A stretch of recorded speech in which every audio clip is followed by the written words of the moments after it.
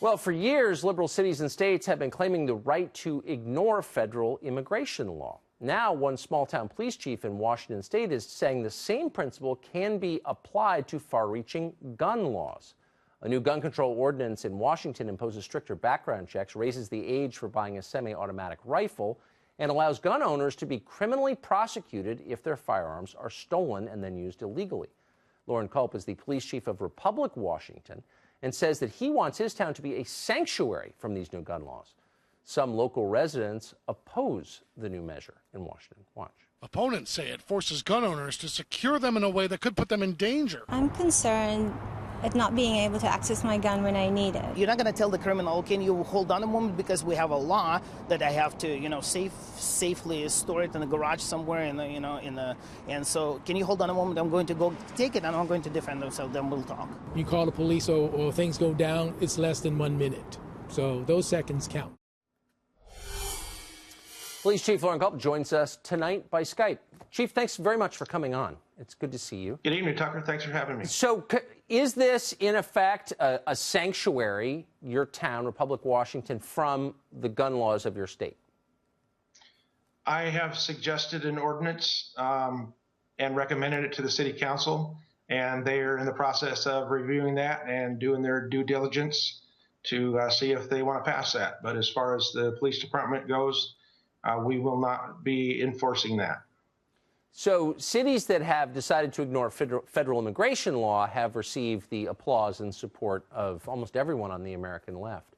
What do you think the response will be if your town passes this ordinance? I don't think the same people would be very happy. But the thing about it is illegal immigrants aren't covered by the Bill of Rights in the Constitution, and gun owners are. A very good point.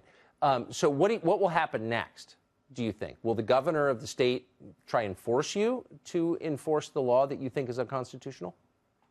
Well, I don't know how he could, Tucker, because we live in a constitutional republic, contrary to what a lot of people tell us, that we live in a democracy. But we have the rule of law in this state and across the United States, and the Constitution is the law of the land. And everybody knows what the Second Amendment says. A lot of your viewers might not know what the Washington State Constitution says about firearms, but really quickly, it says the right of the individual citizen to bear arms in defense of himself or the state shall not be impaired.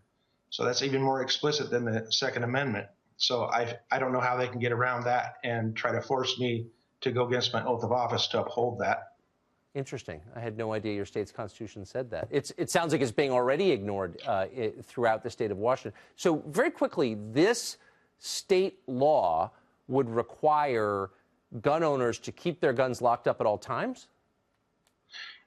It requires you to keep it locked up because if someone gains access to your gun, say you're away from home and someone breaks into your home and steals your gun, goes out and commits a crime with it, you can be charged up to a felony for that person getting your gun and committing a crime with it.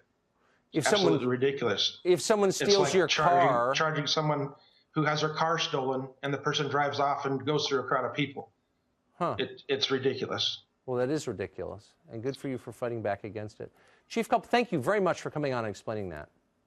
Tucker, I have a real quick message for you, though. Yes. Ted and Shemaine Nugent told me to tell you hi. Always a welcome message, especially on a Friday. Thank you. Thank you, Chief. Good to see you.